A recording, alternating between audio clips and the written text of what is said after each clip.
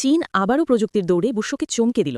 সম্প্রতি চীন নতুন প্রজন্মের একটি ম্যাগলেভ ট্রেনের সফল পরীক্ষা চালিয়েছে। এই ট্রেন মাটিতে চলে না, রেল লাইনের উপর ভাসতে ভাসতে ছুটে চলে। তাহলে কি ভবিষ্যতের পরিবহন ব্যবস্থা বদলে যেতে চলেছে? ম্যাগলেভ শব্দের অর্থ হল ম্যাগনেটিক লেভিটেশন, অর্থাৎ চুম্বকের সাহায্যে ভেসে চলা। এই প্রযুক্তিতে ট্রেন সরাসরি রেলের সঙ্গে ঘষা খায় না, শক্তিশালী চুম্বকের সাহায্যে ট্রেন ট্র্যাকের একটু উপরে ভেসে থাকে।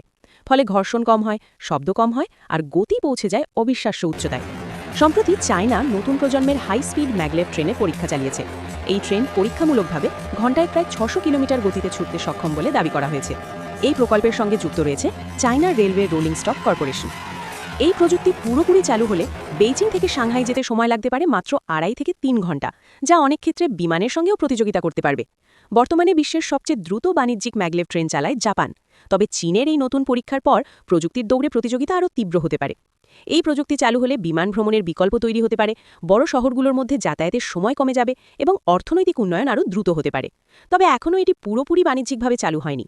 উচ্চ খরচ এবং অবকাঠামো নির্মাণ বড় চ্যালেঞ্জ হিসাবে রয়েছে। তাহলে কি ভবিষ্যতে আমরা ট্রেনেই বিমানের মতো গতি পাব?